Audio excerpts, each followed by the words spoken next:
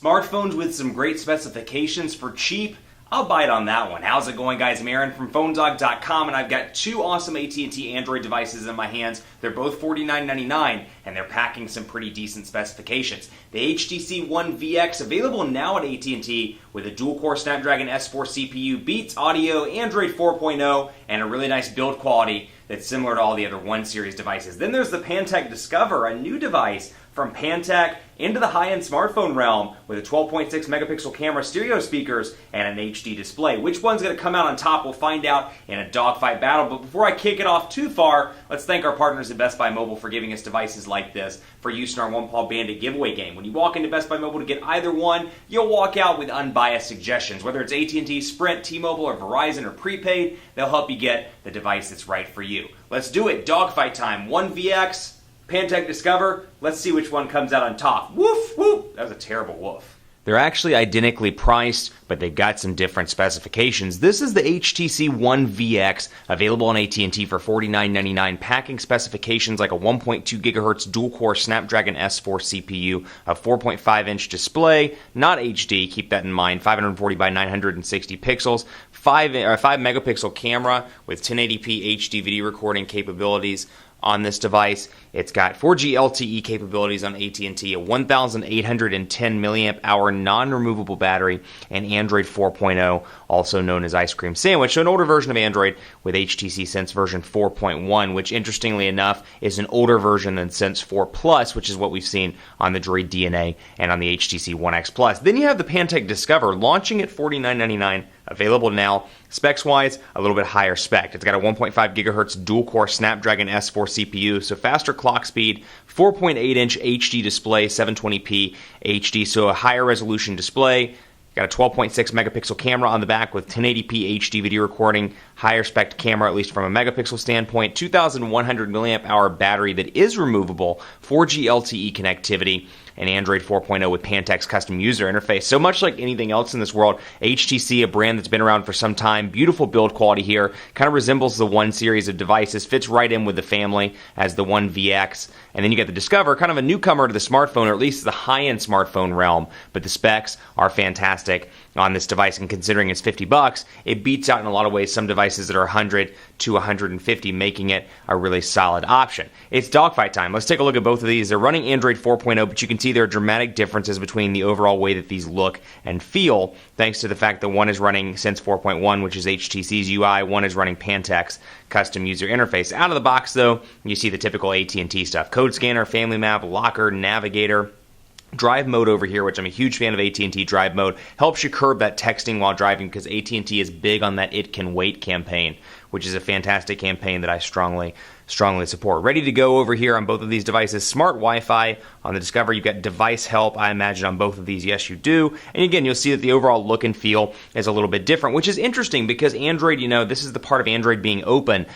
Very different looking, running the exact same version of Android. So keep that in mind as you're working with both of these devices, or as you're looking, I should say, for which one's going to be your next smartphone, or perhaps the next smartphone for a family member. Live TV installed on both of these devices, and of course you have TuneIn Radio, most likely. Let's see if we can find TuneIn. No, you do not have TuneIn Radio over on this one. I stand corrected. TuneIn Radio over on the HTC device, and then of course YP Mobile on both units. Now, a couple of differences here. In addition to the screen size, 4.5 to 4.8 inches, you have physical buttons here, capacitive, back, home, and recent applications. Over here, you've got on-screen buttons, back, home, recent applications, and a standalone menu button, so you can easily click between. Now, HTC is a little bit different. They have that menu button, but the ability is through the recent application. So what I have to do is come in here to settings and take a look at display, for example, gestures and buttons. I come down here and go to recent applications. I can press for menu. I can press and hold for my recent apps. So if I'm in texting, for example, see how it pops up. Whereas over here, the button kind of moves around depending on where you are. So you've got static buttons up here in the top in most applications. You've got search, compose, and menu. And then over here, you've got your menu button kind of that moves around depending on the application. Build quality-wise, a little bit different on both of these devices. This really, like I said, resembles the One device. Micro USB charging port at the bottom, volume rocker over here on the side, power button and 3.5mm headphone jack up top, camera on the back, Beats audio integration over here as well. Pantech's is a little bit different. Stereo speakers on both sides, really nice stereo speakers. Kind of a nice design as well until I drop it and break it and cause some issues. Volume rocker over here, 3.5mm headphone jack, power button up top, and then your micro USB charging port down there at the bottom. So a little bit of a different look and feel, curved on the back right around the camera where the nice big stereo speakers are, but otherwise this one resembles the One X. This one is a little bit more plasticky. This one feels a little bit better in the hand, and because of the smaller display, it's a little bit easier to hold. That said, I do like this device a lot. It's got a meaty feel to it. It feels like a high-end device, or at least a kind of a high mid-range device, if you will, as opposed to some of these other devices out there that are very, very plasticky. So we'll run back through here. I want to show you messaging just briefly here to show you the differences. We'll compose, show you the keyboards that come pre-installed. Obviously, HTC's keyboard is the predominant keyboard over here, and you do have a swipe-like input that you can use as well. So I can say the quick, which I'm always terrible at this, but you know what, we'll try, and it's hard to do when it's on the desk as well. That's not brown, but we'll pretend like it is. Brown, Fox, and I'll go back to this. So it's a 4-inch display, or excuse me, a 4.5-inch display, and this is the older version of Sense's keyboard. Now, take a close look in the store between this and the One X Plus if you can, because there is a huge keyboard difference. It doesn't look huge, but a huge difference between Sense 4.1's keyboard and Sense 4 Plus's keyboard. They made significant improvements to the keyboard on the Droid DNA and on the One X Plus. I still find the keyboard on this slightly hard to type on. That said, in landscape mode, 4.5 inches should be more than enough for most people. Over here you get a couple of different options. Swift key, you get Android keyboard, and then you get Google Voice typing as well. And I should say the quick brown fox is happy. No, quick brown fox is, what did I say? It's happy it's Thursday. How about happy it is Thursday? Quick brown fox is happy it's Thursday. Both of these devices, mostly fast in day-to-day performance. Portrait to landscape, relatively quick, although I'm seeing a little bit of lag right there. You've got 7 home screens on both of these devices, just kind of running through some of the basics here so you can take a look. There we go. 7 home screens on both of these devices. You can, of course, move those around and customize those as you see fit. And taking a quick look at the widgets on both devices, press and hold and you can go into HTC's widget area. Then we'll come down here to this kind of custom look and feel. Pantech's user interface is interesting because it is a relatively new user interface and they're evolving it as they move into this high-end smartphone realm. That said, I'm pretty impressed with, given how young it is, I'm pretty impressed with how far they've come in such a short period of time. Although I will say HTC Sense, even 4.1, is really, really developed and has a nice user interface. It may be a little bit bloaty, but I do find it really useful in a lot of ways. You've got HTC widgets as well as Android widgets. Then over here, you've got kind of like a TouchWiz version 4, if you remember back to the Galaxy S2 look and feel here, where you've got your widget drawer down here at the bottom, and I can just pop up a calendar widget and bring it right up to the top, or we'll just do the agenda widget, for example, and I can customize and move this around as I see fit. A little jittery from time to time, but otherwise relatively fast. And then there we go. Make it larger and customize it. Now our notification bars as well, I'll show you the differences here. Again, keeping in mind both of these are running Android 4.0. It's kind of interesting to look at the differences. You get your settings shortcut button on top of both of these, but then you've got some quick settings over here on the Pantech Discover. Vibrate, Wi-Fi, GPS, NFC, Bluetooth, motion recognition, data, all those different options that you would probably use on a regular basis. And we'll jump into settings so you can take a look. One of my favorite settings over here on the Pantech device, because they are coming from a period where they were really popular in the feature phone market and perhaps the older individual market. You know, grandma and grandpa had a Pantech flip phone.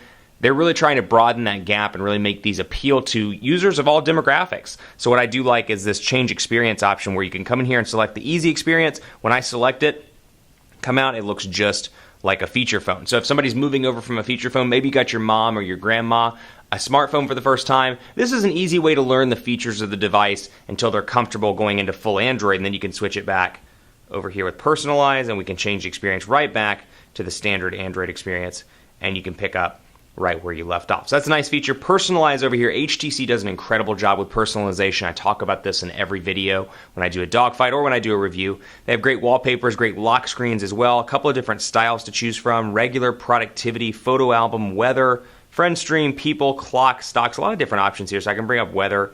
And yes, it's a little bit more of a battery hog. Keeping in mind this is a 1,810 milliamp hour non-removable battery. It could be an issue. Haven't had much of an issue with battery life though. Standby time is quite good on this device.